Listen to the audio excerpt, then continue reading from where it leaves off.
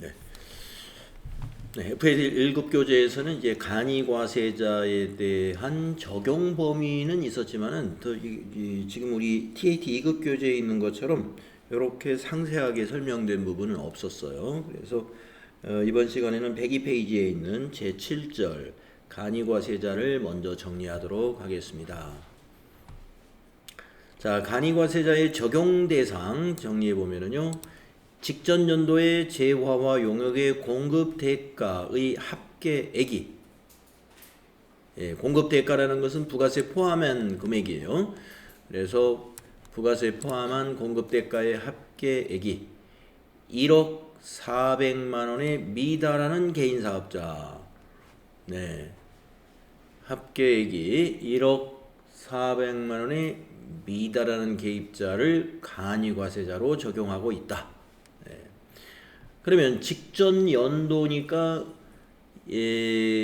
그 회사가 설립이 1기인 회사는 그럼 뭐 직전 연도 실적이 없는데 어떡하냐? 네, 그거는 이제 우리가 사업을 신규로 시작한 자는 직전 연도 실적이 없으니까 본인이 판단하면 됩니다. 사업자 쪽에서 판단해 가지고 아마 1년 매출이 1억 400만 원 미만일 것으로 예상된다. 그러면 간이과세자로 사업자 등록을 아예 처음에 신청을 하게 될 수가 있습니다. 전기 실적이 없기 때문에. 그리고 이 간이과세자의 그 공급 대가의 합계액 요 기준은 개정되었기 때문에 이렇게 되고요. 과거에 4,500만 원에서부터 8,000만 원, 또 8,000만 원이 다시 1억 400만 원으로 상향 조정되었습니다.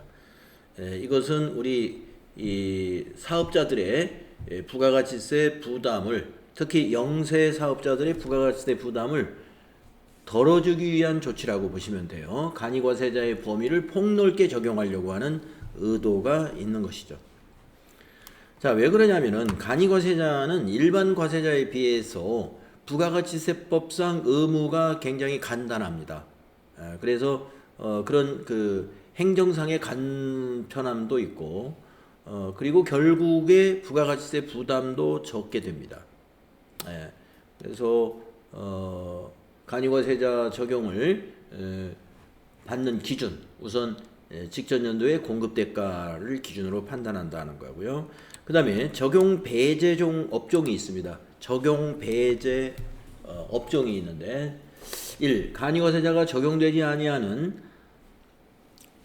다른 사업장을 보유하고 있는 사업자는 적용을 받을 수 없다. 우리가 이제 그 부가가치세의 신고납부 의무가 사업장 단위로 신고납부하는 게 원칙이라 말이죠. 근데 사업자가 하나예요. 사업자는 하나인데 사업장이 다른 장소에 존재하고 있다. 만약에 이천 지역에 사업장이 하나 있고 서울 지역에 사업장이 하나 있을 때 서울 지역에 있는 나의 사업장은 일반 과세자, 즉 직전 연도에 공급 대가가 1억 400만 원을 이상, 1억 400만 원 이상에 해당되는 사업을 하고 있고 이천에 있는 사업장은 1억 원 이하인 사업장이다. 그러면은 판단을 어떻게 해야 돼요? 간이과세가 적용되지 아니하는 다른 사업장을 하나 보유하고 있는 사업자죠. 그래서 이천에 있는 것도 간이과세 적용을 못 받는다 하는 얘기입니다. 다음 두 번째, 다음의 업종을 영위하는 사업자. 광업, 광산에서 뭔가 채굴하는 사업자들, 이거는 간이과세 적용을 못 받습니다. 왜 그러냐면 광업이라는 것은 이게 채굴을 안 하고 1년 그냥 지나갈 수도 있거든요. 그렇기 때문에 이거는 생산할 수 있는 양이라든가 금액, 즉 매출액이 꾸준하게 이렇게 제조업이나 판매업처럼 일상적으로 이렇게 꾸준히 일어나는 게 아니에요. 그래서 광업은 일단 간이과세자에서 배제합니다. 그 다음에 제조업도 배제하는데 제조업이라고 해서 전부 배제는 아니고 가로 열고 주로 최종 소비자에게 직접 재화를 공급하는 사업으로서 기획 재정부령이 정하는 것은 제외한다. 그러면 제조업 중에서 최종 소비자에게 직접 재화를 공급하는 제조업은 뭐가 있느냐? 즉 도소매업자, 이 사업자를 상대로 아는 제조업, 우리가 동네에서 쉽게 볼 수 있는 떡을 제조하는 떡집, 뭐 이런 정도의 제조업을 보시면 되겠습니다. 예. 그래서 떡집에서는 떡을 만들어 가지고 도매점으로 넘기고 도매점이 다시 소매점으로 넘기고 이런 식으로 유통하는 게 아니고, 예, 떡을 만들어서 떡을 먹을 개인에게 다 팔잖아요. 예, 이런 사업자들은 우리가 제조업으로 분류는 합니다. 떡 제조업. 예, 하지만 간이과세 적용이 된다. 그래서 일반적으로 간이과세 적용이 안 된 제조업이다 하면은 컴퓨터 제조업이라든지 뭐 가구 제조업이라든지 우리가 딱 봐도 규모가 있는 공장이 있는 그런 제조업을 말하겠죠. 두 번째, 도매업도 대상이 안 됩니다. 간이과세 적용을 못 받고요. 그 다음에 물론 가로 속에 예외가 있어요. 소매업을 겸용하는 경우를 포함하되, 그러니까 도소매업을 포함하되 재생용 재료 수집 및 판매업은 제외한다. 재생용 재료 수집 및 판매업, 우리 동네에서 우리가 고물상 이렇게 붙여놓은 그런 사업자는 바로 재생용 재료 수집을 해서 판매하는 사업자라고 볼 수가 있습니다. 이런 경우에는 적용될 수 있다. 상품 중개업도 적용돼요. 상품 중개업은 안 되고요. 적용 배제. 부동산 매매업도 적용 배제. 안 된다는 거고요. 개별 소비 세법에 따른 과세 유흥 장소를 경영하는 사업으로서 기획 재정부령으로 정하는 것. 네, 과세 유흥 장소를 경영한다. 유흥업소라고 하죠. 되게 유흥업소. 네, 우리가 이제 술집 같은 데가 여기에 해당이 되겠습니다. 술집도 대중 음식점이라고 되어 있는 술집은 대중 식당하고 같아가지고 간이과세 적용이 돼요. 그런데 우리가 유흥 장소로 분류되는 그런 곳입니다. 개별 소비세가 부과되는 유흥 장소 안 되고, 그 다음에 부동산 임대업으로서 기획 재정부령으로 정하는 것, 부동산 임대 사업자 적용 배제예요. 하지만 소규모의 부동산 임대 사업의 경우에는 간이과세가 적용도 됩니다. 또 전문 서비스업, 전문 서비스업 하면은 이제 변호사 사무실이라든지 공인회계사 사무실이라든지 이런 곳이 이제 전문 서비스업이라고 볼 수가 있습니다. 간이과세 적용 배제. 그다음에 부동산 임대업 또는 과세 유흥 장소를 경영하는 사업자로서 해당 업종의 직전 연도의 공급 대가 합계액이 4,800만 원 이상인 사업자는 배제된다. 원래 이제 과세 유흥 장소를 경영하는 사업자 배제라고 그랬는데, 여기서는 이제 그 중에서도 좀 구체적으로 4,800만 원 이상인 사업자만 배제고, 그 이내는 부동산 임대업이나 과세 유흥 장소도 규모가 작은 곳이죠. 규모가 작은 곳. 그러니까 아까 제가 과세 유흥 장소 중에서 대중 음식점이라고 써붙인 곳이라고 그랬는데, 그런 데는 규모가 작은 곳이에요. 그런 데는 간이과세 적용이 되고요. 그 이상인 경우만 적용이 안 된다. 그다음에 둘 이상의 사업장이 있는 사업자로서 그 둘 이상의 사업장의 직전 연도의 공급 대가의 합계액이 1억 400만 원 이상인 사업자. 이게 사업장이 둘로 분할이 되어 있는데, 아까 1번 첫 번째 1번에서는 둘 중에서 하나가 일반 과세자이면 일반 과세자라면은 두 번째 것도 일반 과세자 적용을 받아야 된다는 얘기였고요. 지금 여기에 있는 점은 두 개가 다 가령 하나가 8천만 원, 또 하나 8천만 원이라고 볼까요? 직전 연도의 공급 대가가 하나의 사업장이 8천씩 두 개예요. 그러면 두 개 합치면 1억 6천이죠. 그래서 1억 400만 원을 초과하지 않습니까? 그래서 둘 이상의 경우에 두 개를 합쳐서 판단하면 되겠습니다. 또 둘 이상의 사업이 동산 임대업 또는 과세 유흥 장소인 경우에는 대가의 합계액이 4,800만 원 이상이면 적용을 못 받는다. 아까 위에서 나왔던 그 4,800만 원. 전기나 가스, 증기 및 수도 사업자 배제되는 사업자입니다. 간이과세 배제. 건설업도 간이과세 배제 사업 종목에 해당이 됩니다. 그리고 이제 건설업도 주로 최종 소비자에게 직접 재화나 용역을 공급하는 사업으로서 기획재정부령으로 정하는 사업은 제외한다. 그러니까 소규모로 개인이 하는 건설업도 있단 말이에요. 예, 이런 경우 우리가 적용은 됩니다. 자, 적용 배제 종목도 우리가 확인해 봤고요. 그 다음에 신규 사업 개시자의 경우는 어떻게 판단하느냐. 네, 아까 저 위에서 살짝 말씀드렸는데 신규로 사업을 시작하는 개인 사업자는 사업을 시작하는 날이 속하는 연도의 공급 대가가 1억 400만 원에 미달될 것으로 예상이 되면 납세지 관할 세무서장에게 간이과세 적용 신고를 하고 간이과세로 사업자를 등록할 수 있다. 직전 연도 자료가 없기 때문에 가능하다. 자, 그런데 여기서 밑에 주1에서는 여기 1억 400만 원에 대해서 추가적인 설명을 해놨습니다. 부동산 임대업 또는 과세 유흥 장소를 경영하는 사업자는 공급 대가가 4,800만 원에 미달될 것으로 예상된다면 간이과세 적용이 된다.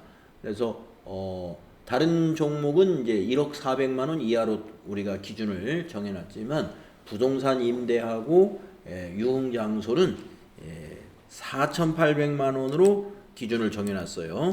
4,800만 원에 미달될 때만 간이과세자 적용을 받는다. 자, 그러면 간이과세자의 납부할 세금은 어떻게 계산하는지를 보겠습니다. 납부세액의 계산. 네. 자, 납부세액은 이렇게 계산합니다. 납부세액은 공식이 여기 있죠. 과세표준. 네. 간이과세자의 과세표준은 공급 대가를 과세표준이라고 합니다. 공급 가액이 아니라 공급 대가라고 여기 괄호 속에 좀 써주시면 되겠습니다. 여기 과세표준은 공급 대가.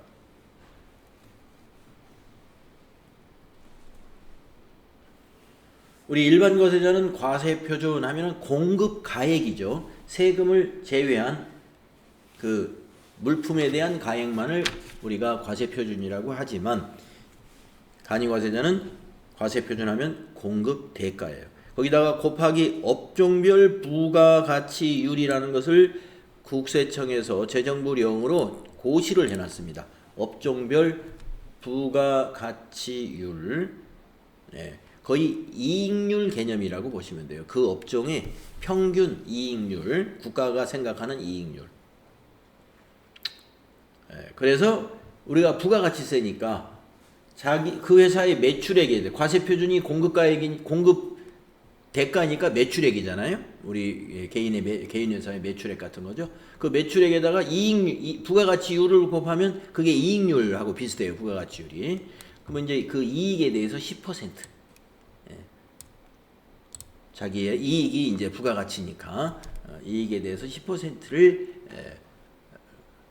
납부세액으로 계산을 해가지고 세액공제를 또 적용을 해주는데 최종적으로 납부할 세액은 그 납부세액 계산한 거에다가 자 더해주는 게 있어요. 재고를 인정하지 않아요. 예, 재고도 지금 그 재고라는 게 이게 이제 간이과세자의 장부를 신뢰하기 어려우니까 우리가 재고라는 것은 매입에서 매출을 빼면 재고잖아요. 근데 장부상으로 이렇게 재고를 계산해 가지고 일부러 장부를 그 간이과세자가 만약에 조작을 했다 이런 일이 있을 수도 있기 때문에 우리는 간이과세자는요 매입한 것은 다 판 걸로 인정을 해버려요. 그래서 부가가치세 과세할 때는 재고 납부세액 그거는 납부세액에다 더합니다. 재고 납부세액이라는 건 뭐냐면 남아있는 재고의 부가가치세를 말해요. 더해서 그 다음에 빼주는 건 이제 세액공제를 해줍니다. 세액공제 다음에 표가 있고요. 그리고 예정 때 납부를 한 그 세금을 또 기납부세액으로 빼줍니다. 간이과세자의 과세기간은 1월부터 12월이기 때문에 예정 납부는 6월 달까지니까 절반이 6월이잖아요. 7월 25일 날 예정 납부를 하거든요. 그 예정 납부한 걸 빼고 또 가산세가 만약에 해당된다면 가산세는 더하고 이렇게 되죠. 그래서 뭐 더해지는 거는 이제 가산세는 그런 사건이 있어야 더해지는 거고, 예, 하고 재고납부세액은 도소매업을 한다면 대부분 재고가 조금은 있습니다. 예, 그래서 재고납부세액 우리가 납부를 한다고 생각하시면 돼요. 이게 뭐 불리한 것 같지만 어차피 재고라는 건 그 다음 달에도 있고, 1년마다 그 다음 해에도 있고 그 다음 해도 있는 거니까, 예, 재고 부분을 미리 세금을 냈다고 보시면 됩니다. 그러면 간이과세자는 폐업한 경우에 납부할 세금이 있어요, 없어요? 없습니다. 예, 간이과세자는 폐업한 경우에 세금을 부가가치세 낼 게 없어요. 왜냐? 부가세 신고할 때 재고에 대해서 다 납부를 했죠. 예, 원래 간이과세자는 재고라는 걸 인정을 안 하기 때문에 폐업 시 신고할 때 이미 재고까지 다 신고를 한단 말이죠. 폐업 시 신고할 때도. 자, 그러면은 다음 페이지에 가서 과세표준 설명이 또 나오는데요. 예, 아까 말씀드린 대로 간이과세자의 과세표준은, 예, 공급 대가를 과세표준으로 적용하고요. 두 번째, 부가가치율이 업종별로 이렇게 다르게 결정이 됩니다. 소매업 15%, 그리고 제조업은 20%, 숙박업은 25%, 건설업은 30%, 금융업은 40%, 그 밖에 서비스업은 30%. 이렇게 해서 가장 그 이익이 많이 나는 업종으로 보고 있는 게 금융보험업 이런 쪽이 되겠습니다. 이 부가가치율을 물어보는 시험은 나오지는 않을 거예요. 예, 그래서 이건 참고로 알아두시고, 예, 참고로 알아두시고, 되게 우리 주변에서 가장 많이 간이과세자에 해당되는 사람들이 요 소매업자하고 식당을 운영하는, 예, 그런 곳이 되겠습니다. 음식점, 소매점과 음식점이 우리 주변에 있는 가장 흔한 간이과세자가 되죠. 그래서 그 소매점과 음식점의 부가가치율은 현재 15%를 적용하고 있습니다. 자, 그 다음에 세액공제를 해준다고 그랬죠. 어떤 부분이 세액공제가 되느냐면요. 매입 세금계산서를 받았잖아요. 간이과세자도 매입할 때 공급자가 발행하는 매입세금계산서를 받을 수 있죠. 예, 발행은 못하지만, 예, 간이과세자는 발행을 못하는 간이과세자가 있어요. 조금 이따가 이제 보도록 하고요. 그러나 간이과세자도 세금계산서를 발행할 수 있는 간이과세자도 있습니다. 자, 매입세금계산서 받았으면 그 매입세금계산서 수취세액공제라는 걸 해줘요. 근데 매입세금계산서에는 그 뭡니까? 공급가액이 10%가 세금이잖아요. 그걸 다 해주는 건 아니에요. 예.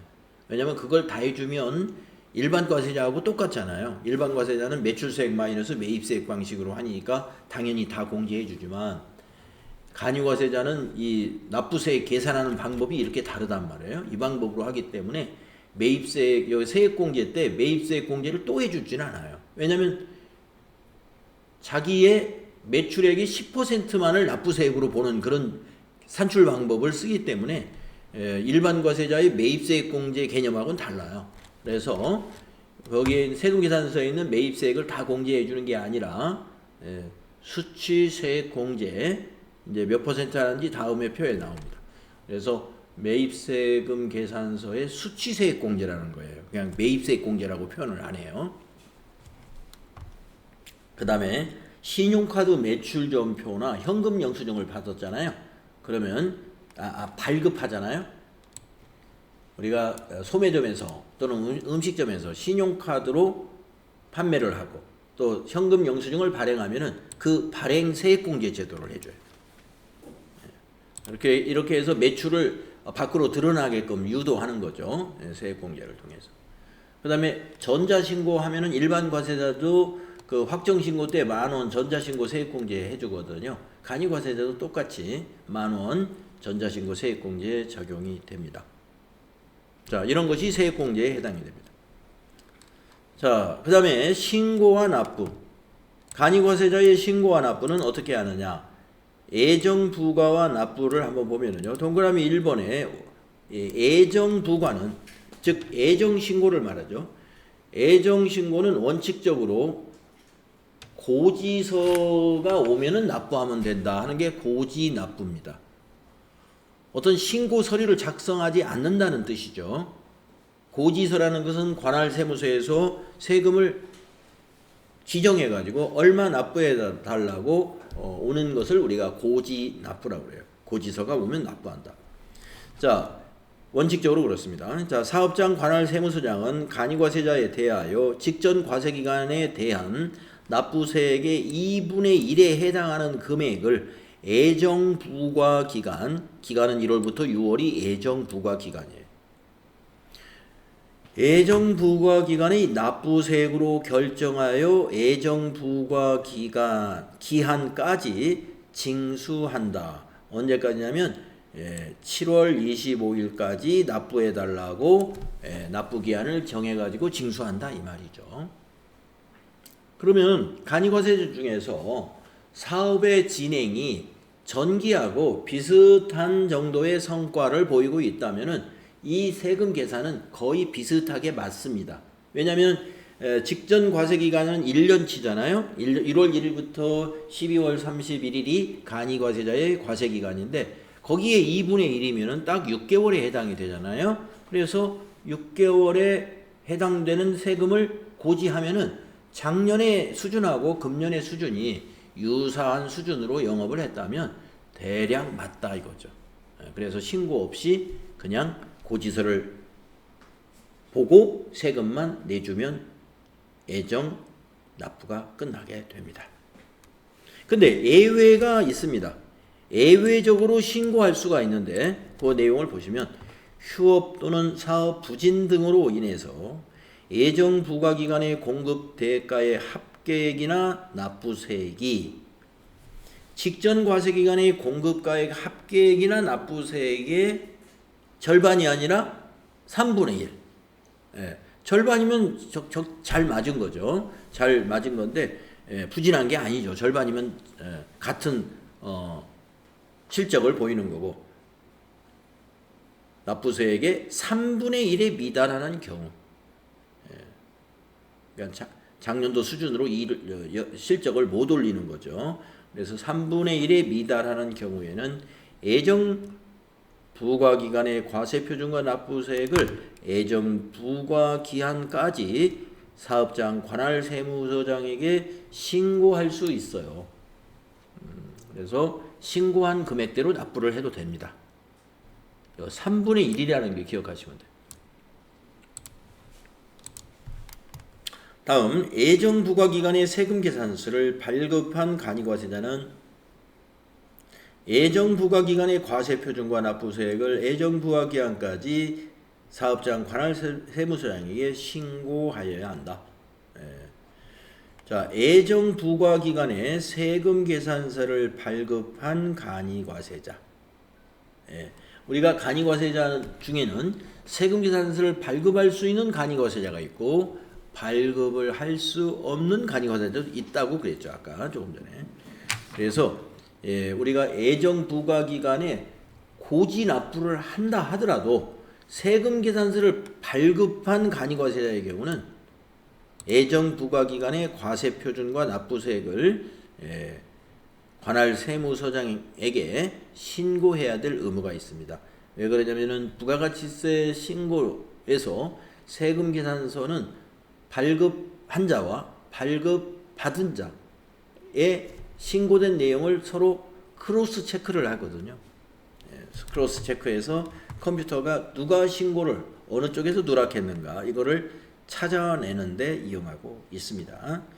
예정 부과기간의 세금 계산서를 발급한 간이과세자는 예정 부과기간의 과세표준과 납부세액을 그 예정 부과기한까지 관할 세무서장에게 신고할 의무가 있다는 거. 세금 계산서 발급했으면 신고할 의무가 있다. 알고 계시면 돼요. 다음에 확정 신고와 납부. 간이과세자는 과세기간에 과세표준과 납부세액을 그 과세기간이 끝난 후 25일 이내에 납세지 관할 세무서장에게 확정 신고를 하고 납세지 관할 세무서장 등에게 납부하여야 한다. 그러니까 과세기간이 끝나면 그 다음 해가 되죠. 그래서 다음 해 1월 25일이 되겠습니다.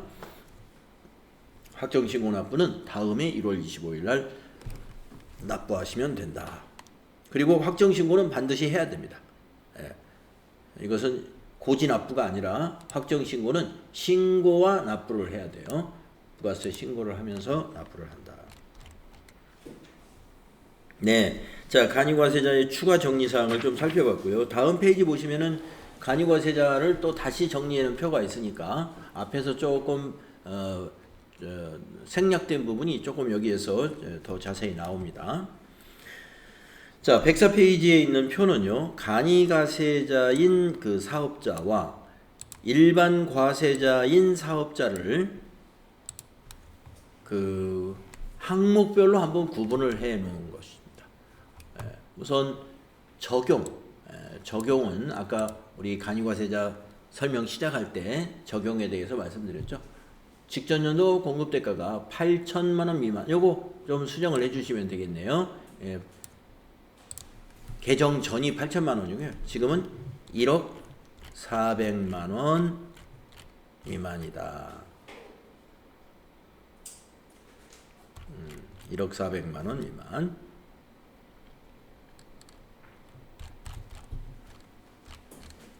자, 개정 전까지 8천만 원 적용될 때가 있었고요. 문재인 정부 이전의 정부, 박근혜 정부까지는 4,800만 원이었어요. 그래서 현 윤석열 정부 이전에 그 정부에서 8천만 원을 한번 바꿨고, 그때 법을 만들 때 그 이후에 다시 1억 400으로 2024년도부터 적용한다라고 해서 지금 현재 1억 400만 원으로 기억을 해주시면 되겠고요.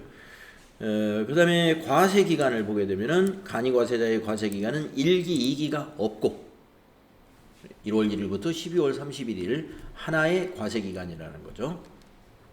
그 다음에 과세 표준은 아까 정리했죠. 공급 대가를 과세 표준이라고 하죠. 일반 과세자는 공급 가액이고요. 그 다음에 납부세액을 어떻게 구하느냐? 일반 과세자는 우리가 매입세액을 전부 빼주죠. 예, 공급가액 곱하기 10%가 뭐예요? 이게 매출세액이잖아요. 매출세액에서 매입세액을 빼가지고 납부세액을 우리가 산출을 하는데, 간이과세자는 계산 방식이 완전히 달라요. 공급 대가에다가 부가가치율, 국가에서 정한 이익률을 곱해서 거기에 10%, 세율은 똑같습니다. 10%. 부가가치율에 곱해서 나온 이익금이죠. 예상 이익금에다가 세율을 곱해서 납부를 한다.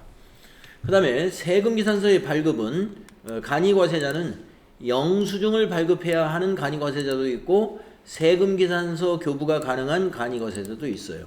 그 매출액 차이로. 밑에 아마 설명이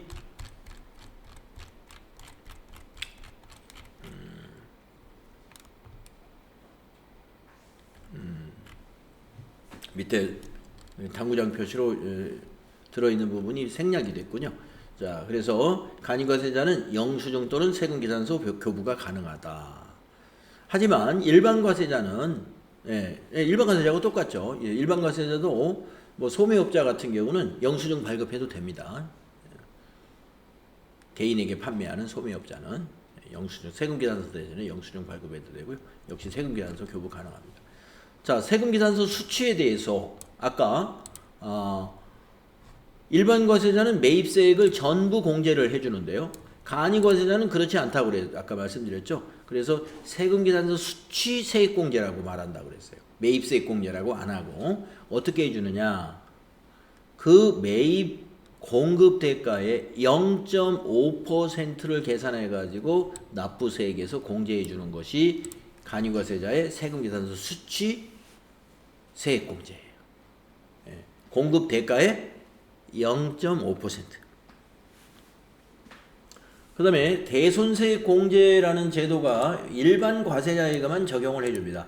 대손세액공제는 우리가 외상 매출을 했는데 못 받게 되었을 때 그 매출세액을 납부세액에서 공제해주는 제도죠. 일반 과세자는 그걸 적용이 하는데 간이과세자는 대손세액공제라는 것은 적용을 못 받습니다.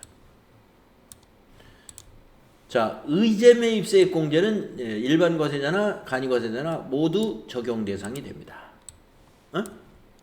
안 되죠. 자, 일반 과세자는 적용이 되는데 의제매입세액공제도 간이과세자는 의제매입세액을 공제받을 수 없습니다. 네. 요게 그 4,800만 원 그 기준이었을 때는 적용을 해 주었어요. 근데 지금은 이제 그 간이과세자의 적용 대상이 상향 조정되면서 의제매입세액 공제가 간이과세자는 적용이 안 되는 걸로 바뀌었습니다. 의제매입세액 공제는 적용되지 않는다. 그 다음에 납부 의무 면제. 자, 부가가치세가 소액인 경우에 납부를 면제해주는 제도가 있느냐? 이것이 납부 의무 면제 제도인데 간이과세자에게는 있습니다. 어떻게 기준을 정했냐면 당해 과세기간의 공급 대가, 즉 과세표준이죠. 간이과세자의 과세표준이 4,800만 원 미만의 경우에는 납부 의무를 면제해 줍니다. 4,800만 원에 만약에 소매점이다 또는 식당이다 그러면 10% 어디 계산을 한번 해볼까요? 4,800만 원 곱하기 10%는 480만 원이죠. 아니 15%죠. 부가가치율이 다시요. 4,800만 원 곱하기 15% 해볼게요. 그러면 여기 720만 원입니다. 그 과세표준. 그러면 거기다 720만 원 곱하기 부가세 10% 하면은 72만 원이잖아요. 이 납부해야 될 산출세액이 납부세액이 72만 원으로 나오네요. 4,800만 원으로 계산하면. 그러면 면제된다. 면제. 자, 납부세액으로 계산하지 말고 과세 표준인 공급 대가 기준으로 판단하면 됩니다. 하지만 일반 과세자는 없습니다. 납부 면제라는 제도가 없다. 그 다음에 포기 제도가 있는데요. 간이과세자는 간이과세 포기할 수가 있습니다. 간이과세를 포기한다는 말은 일반 과세자로 되겠다라는 것인데요. 간이과세를 포기하면 그냥 일반 과세자로 전환이 되는 것입니다. 하지만 일반 과세자가 즉 직전연도 공급대가가 1억 400만 원이 초과되는 일반 과세자가 내가 간이과세자로 되는 게 세금이 절약될 것 같아요. 그래서 간이과세자로 가기 위해서 일반 과세를 포기한다. 이거 안 되겠죠, 당연히. 그래서 일반 과세자의 포기 제도는 없습니다. 간이과세자만 포기 제도가 있다. 네, 이렇게 해서 간이과세자와 일반 과세자의 비교표를 가지고요, 마무리를 했습니다.